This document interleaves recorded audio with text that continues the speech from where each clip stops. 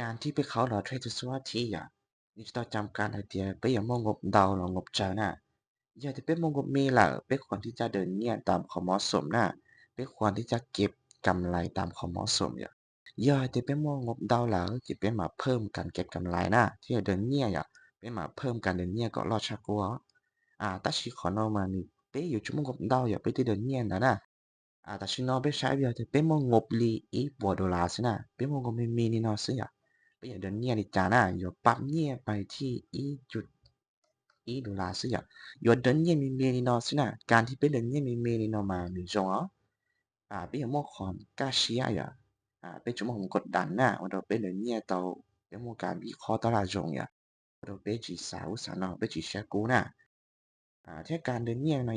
yoเก็บที่เป็นเปอร์เซ็นต์ต่ออีโนสินะย่อยแต่สนับเป็นไหมที่yoจั่วไล่แต่อีบัวเปอร์อีบัวดอลลาร์เนาะ lại thì ít bộ đà này nếu trâu đi mấy percent mấy percent trâu đi trả mấy percent trâu mấy đô la chỉ có kém mấy nó xí tay nó nè cái chỉ cho kém đồng đầu cáiการเดินเนี่ยเป็นคนที่จะเดินไม้มีซอเป็นจะเดินไม้ล้อๆนะเป็นเดินไม้ล้อๆในช่วงขอไปเลยอย่าถอยไปไล่เลยไปเลยกำไรดาวตาชีถอยไปเสียไปเสียดาว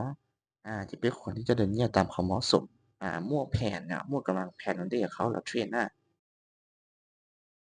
ไปใช้แล้วแต่ต่อไปออเดอร์เนาะนะเตรียมใช้ออเดอร์ต่อไปเนาะ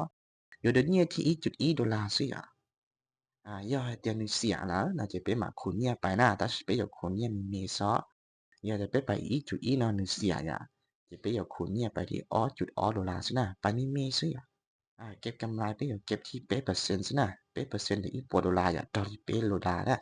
เป๊ะเหรียญจะเป็นอยู่ชอแค่ซอไปช่วยเขาหลับเทรนนะจะเป็นเราใช้ออเดอร์นะเนาะ จุดนั้นเนาะเป็นอย่างกับตลาด BTC Bitcoin ตามซื้อขึ้นไปเนาะเอาเดหน่อยการที่ไปออกออเดอร์ไปหน่อยไปต้องการใช้คอยเหรียญนึที่ถ้าใช้ต่อเดี๋ยวไปอยู่สนะที่ชัวทีน่ะไม่ที่อยู่มั่นใจชอบไรอาจจะชนะไม่อยู่ที่มั่นใจเดี๋ยวเขาชนะในช่วงนี้นะจะเป็นความที่จ้างการเชียร์ตลาด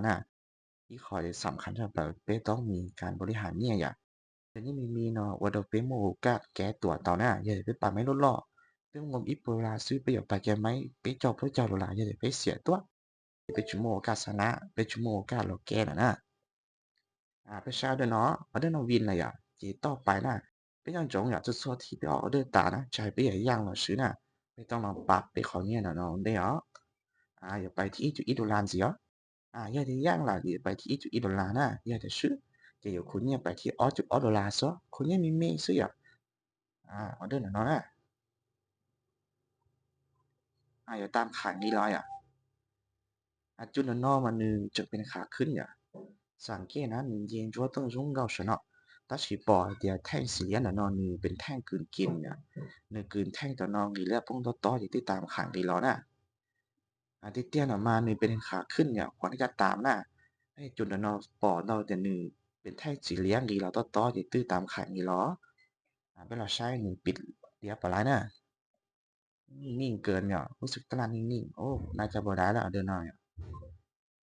เอาเดินนอนเสีย了ที่อยู่ปรับเนี่ยจงเราปรับเนี่ยใจเปลี่ยนอย่างเราซื้อไปต้องมาปรับเนี่ยมันได้เดินตามแผนถ้าเสียละที่เดินที่0.0 ดอลลาร์ไปเดินเนี่ยมีซะไปซะเดินเนี่ยนอนดาวไปมีที่เป็น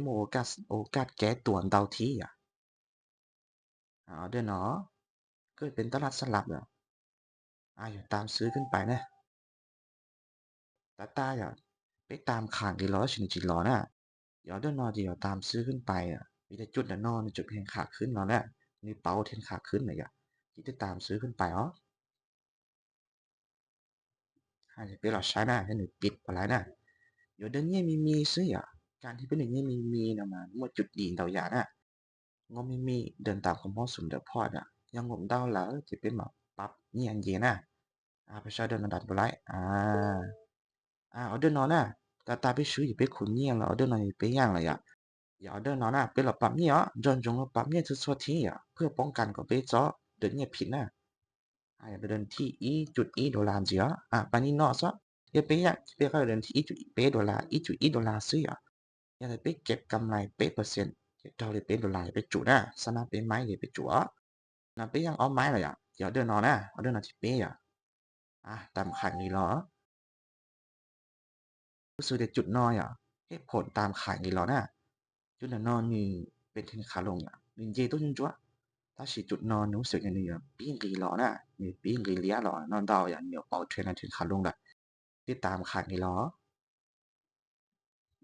bên mà mải à,การเทรนอะเป็นสิ่งที่น่ะเป็นตัวเชื่อกัว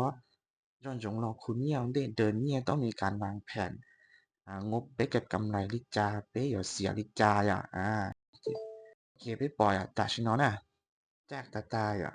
เนื้อเป็น$1แต่ชินันมันจะเป๊ะ$1เลยอ่ะจะไปควรที่จะพักผ่อนนะเสียนิดหน่อยอ่ะไปจะเข้าดับเทรนอ่ะนะอยากจะไปสักเข้าดับเทรนเราไปแล้วเข้าเราศึกษาอ่ะ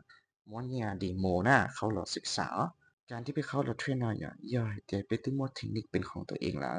มั่วเทคนิคจงเนี่ยมั่วการบริหารทุกครั้งหน้าแล้วแต่ mindset อย่างมั่วความคิดจงหน้าตาละตาชีเป้ชิมั่วกันเดินเนี่ยที่ดีอ่ะเป้ชิสามารถค่าที่เขาติดต่ออย่าเลยเป้ชีเดินมั่วกันเดินเนี่ยจงเนี่ยเป้เดินเนี่ยมั่วซั่วอ่ะเป้มึงก็มีอีโปดอลลาร์ซื้อเป้ไปเดินเนี่ยที่นางเก่าเป้เจ้าดูละเขาก็ไล่อย่างนี้จงว่าเป้ทำเสียตัวอ่ะก็ชิมั่วโอกาสเนี่ยแกดักอะไรนะโอกาสเจออ่ะ 다시간이거든요미미노지니종나미종가대거가시야미미미ก็หมูกัดแกต่อเยอะเก็บกำไรไม่มีตามความเหมาะสมแล้วก็พอนะหมูเก็บเกินความเป็นจริงย่อยที่ก็คาดการเดินเนี่ยเนี่ยการที่ไปเข้ารถช่วยนะย่อยที่ไปคาดการเดินเนี่ยนะที่ดีเก็บไปที่สามารถรอดเตาแถวการเดินเนี่ยมันย้อยคอสำคัญหันของเราวิดีเป้สามารถควบคุมไลน์เนี่ยนั่นแหละเป้